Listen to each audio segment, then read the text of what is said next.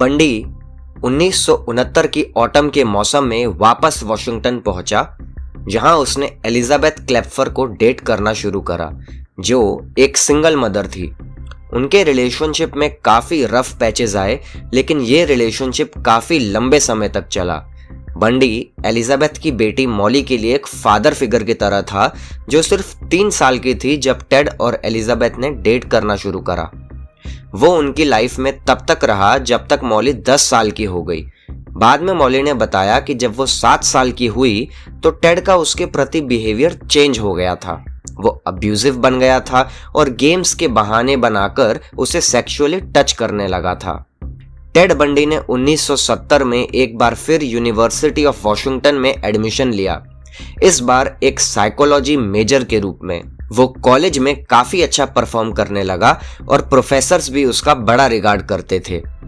1971 में Ted Bundy ने Seattle के एक सुसाइड हॉटलाइन क्राइसिस सेंटर में जॉब भी करी, जहां पर उसकी मुलाकात एन रूल से हुई, जो कि एक फॉर्मल पुलिस ऑफिसर थी और एस्पायरिंग क्राइम राइटर थी। बाद में उसने ही टेड बंडी की सबसे मशहूर biography the stranger beside me लिखी। रूल ने बताया कि उसे बंडी का बिहेवियर बिल्कुल भी अजीब नहीं लगा था। उसने बताया कि बंडी से एम्पैथी और काइंडनेस की वाइब्स आती थी। 1972 में अपनी ग्रेजुएशन कंप्लीट करके बंडी ने गवर्नर डेनियल इवेंस का कैंपेन ज्वाइन कर लिया। वो कॉलेज स्टूडेंट की आड़ में इवेंस के ओपोनेंट एल्बर्ट रोजेलिनी की स्पीचेस में घुस जाया करता था, जिससे कि इवेंस की टीम उन्हें एनालाइज कर सके। बाद में इवेंस ने टेड बंडी को Seattle crime prevention advisory committee में अपॉइंट कर दिया। जब इवेंस री इलेक्ट हुआ, बंडी को वॉशिंगटन स्टेट रिपब्लिकन पार्टी के चेयरमैन रॉस डेविस का असिस्टेंट बना दिया गया। इस सब की वजह से एलसैट में बिलो एवरेज स्कोर्स के होते हुए भी टेड बंडी को यूपीएस और यूनिवर्सिटी ऑफ यूटा में एक्सेप्ट कर लिया गया, क्योंकि उसके रिकमेंडेशन लेटर्स बड़े बड़े पॉलिटिकल लीडर्स और जाने माने यूनिवर्सिटी ऑफ वॉशिंगटन के साइकोलॉजी प्रोफेसर्स ने लिखे थे। 1973 में पार्टी के एक बिजनेस ट्रिप पर उसकी मुलाकात वापस डीएन एडवर्ड से हुई। वही डीएन जिसने उसे ये कहकर छोड़ा था कि वो एम्बिशियस नहीं था। वो टेड की ट्रांसफॉर्मेशन से काफी इंप्रेस थी और इन दोनों ने वापस डेट करना स्टार्ट किया। इसी समय के दौरान टेड एलिजाबेथ को भी डेट कर रहा था, लेकिन दोनों लड़कियां एक दूसरे के बारे में नहीं जानती थी। जनवरी 1974 में टेड ने एडवर्ड से सारे फॉर्म ऑफ कॉन्टैक्ट्स तोड़ लिए। डीएन के फोन कॉल्स, लेटर्स, हर चीज का जवाब देना बंद कर दिया। करीबन 1 महीने बाद जब टेड ने उसका कॉल फाइनली उठाया तो डीएन ने डिमांड करा कि उसने एकदम से रिलेशनशिप क्यों तोड़ दी, ये बताए। तब टेड ने बहुत ही काम आवाज में जवाब दिया कि मुझे आइडिया ही नहीं है कि तुम क्या बात कर रही हो, और फोन काट दिया। बंडी ने बाद में बताया कि वो सिर्फ खुद को ये प्रूव करना चाहता था कि अगर वो चाहता तो उससे शादी कर सकता था, पर नहीं। डीएन ने भी बाद में ये बताया कि पूरा किस्सा सोचकर उसे ये लगता है कि टेड ने वो रिलेशनशिप सिर्फ 1968 के ब्रेकअप के बदले की भावना से ही स्टार्ट करी थी। इसी समय के आसपास बंडी ने लॉ स्कूल में क्लासेस स्किप करनी स्टार्ट कर दी। थोड़े टाइम बाद उसने कंप्लीटली जाना ही छोड़ दिया। उसी दौरान लड़कियां भी उस एरिया से गायब होना शुरू हुई। ये श्योरिटी से नहीं कहा जा सकता कि बंडी ने कब और कहां लड़कियों को मारना शुरू करा, क्योंकि वो सबको ही अलग अलग कहानियां सुनाता था। उसने अपने एग्जीक्यूशन के टाइम से पहले अपने बाद के कुछ विक्टिम्स की डिटेल्स तो बहुत ज्यादा डिटेल में दी, लेकिन अपने अर्लियर क्राइम्स का जिक्र उसने कभी भी ज्यादा नहीं करा। टेड बंडी ने एक इंटरव्यूअर को बताया कि उसने पहली किलिंग 1971 में करी, पर किसी और को यह बताया कि उसने 2 लड़कियों का मर्डर 1969 में ही कर दिया था। रूल और होमिसाइड डिटेक्टिव रॉबर्ट कैपेल के हिसाब से तो टेड ने मर्डर्स अपनी टीनेज में ही करने स्टार्ट कर दिए होंगे, लेकिन इस चीज का कोई प्रूफ नहीं है। डॉक्यूमेंटेड होमिसाइड्स के अकॉर्डिंग देखा जाए तो बंडी की किलिंग 1974 से शुरू हुई, जब वो 27 साल का था। टेड बंडी ने बताया कि तब तक वो एक स्किल्ड किलर ऑलरेडी बन चुका था और उस समय डीएनए प्रूफिंग तो हुआ नहीं करती थी, तो वो इतना एक्सपर्ट बन चुका था कि वो कम से कम सबूत छोड़े जिन्हें ट्रैक ना करा जा सके।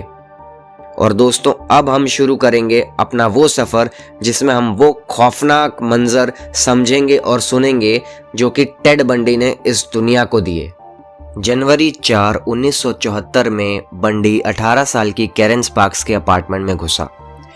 ये उसी समय के आसपास की बात है जब टेड ने डिएन एडवर्ड्स के साथ ब्रेकअप करा था। उसने कैरेन के सर पर एक लोहे की रॉड से वार करा और फिर उसी रॉड से उसका रेप करा, जिससे उसे बहुत सारे इंटरनल इंजरीज आई। वो हॉस्पिटल में 10 दिन तक बेहोश रही और ऑल्दो उसकी जान बचा ली गई, लेकिन वो हमेशा के लिए डिसेबल्ड हो गई। 1 फरवरी के सुबह सुबह टेड बंडी लिंडा एन के अपार्टमेंट में घुसा और उसे बेरहमी से मार पीट के उसे घर से उठा कर ले गया। ये दोनों स्टूडेंट्स टेड बंडी की यूनिवर्सिटी की ही थी।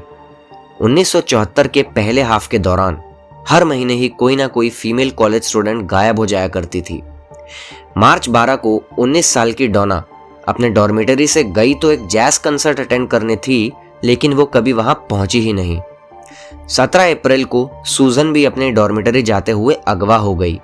थोड़े दिनों बाद डोना के कॉलेज की 2 लड़कियां सामने आई और ये खुलासा करा कि जिस दिन सूजन गायब हुई उस दिन और उससे 3 दिन पहले एक आदमी जिसने आर्म स्लिंग पहना हुआ था, वो लोगों से अपनी ब्राउन रंग की वोक्सवैगन बीटल गाड़ी की डिक्की में बुक्स रखने के लिए हेल्प मांग रहा था।